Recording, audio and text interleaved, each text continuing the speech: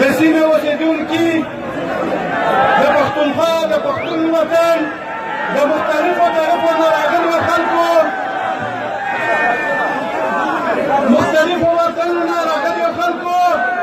په سټېج باندې ډېر درانه مېلمانه زما مخ ته د دغه وطن دغه سېلاب ولس او زما کیڼ څنګ ته زمونږ د دې وطن ګرانې خویندې تاسو ټولو ته ستړي مه شه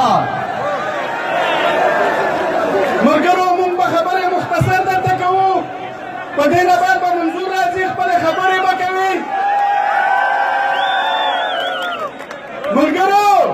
چې د دې سره د فوجیانو سره د پاکستان د ارمي افسرانو سره چې څوک ملاویږي بیا دې ورته وایي چې موږ په شرمونه وشرمولو دې راته وایي چې بس اوس مو موږ مه شرموئ او راته وایي چې بس که دا خبرې موږ ورته وایو چې ته نه یې شرمېدلی ته که شرمېدلی په کتر کې به شرمېدلی وای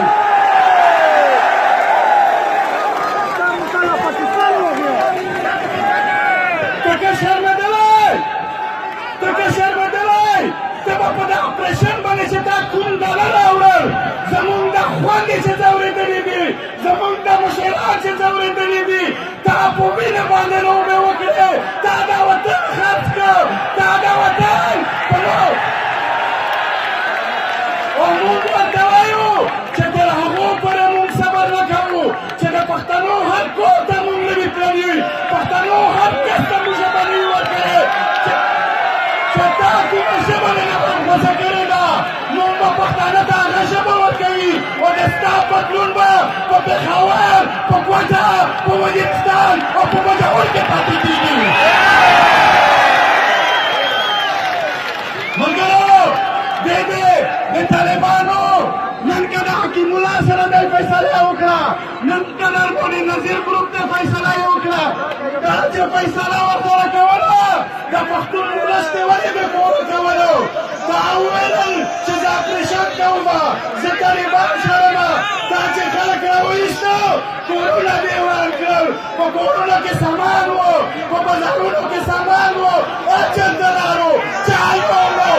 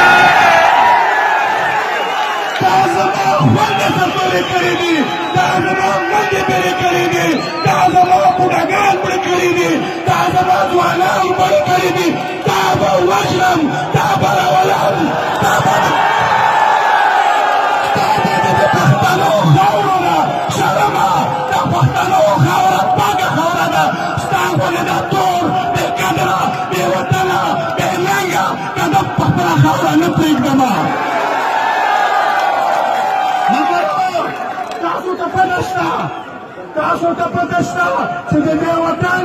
که ځمکه یې نیولې ده که غرونه یې نیولي دي که نورې بازارونه یې نیولي دي موږ ورته وایو چې دا فورا فارغه کړه د دې وطن نه فورا فارغه کړه موږ د چاینا سفیر ته وایو چې کوم دا وطن که ته ورسره شامل یې چاینا ته خپل کارونه مه کوه زه چې کله په پښو ودرېږم زه چې کله د دې وطن مالک شم ته مهرباني وکړه په حلبت مې راشه اوس زما وطن ورسره مات پنجابیانو سره ورکوه زه دا وایم چې په دې خاوره کې څومره مرګ شوی دی په دې خاوره کې څومره ځوانان مړه شوي دي په دې خاوره کې څومره مشران مړه شوي دي محسن وویل چې عدلیه کمیشن ته جوړ شي زه ورته وایم چې ستا پر وایي دا زما اعتبار نشته کمیشن دا د هیومن رایټس کمیشن جوړ شي چې دا سپینه دي چې جرنیله میجره بغیرته دا څومره دا وطن ورکړی تاسو یوه یاده وساتئ موږ به د دې بغیرتو مقابله کوو که نه به کوو موږ به مقابله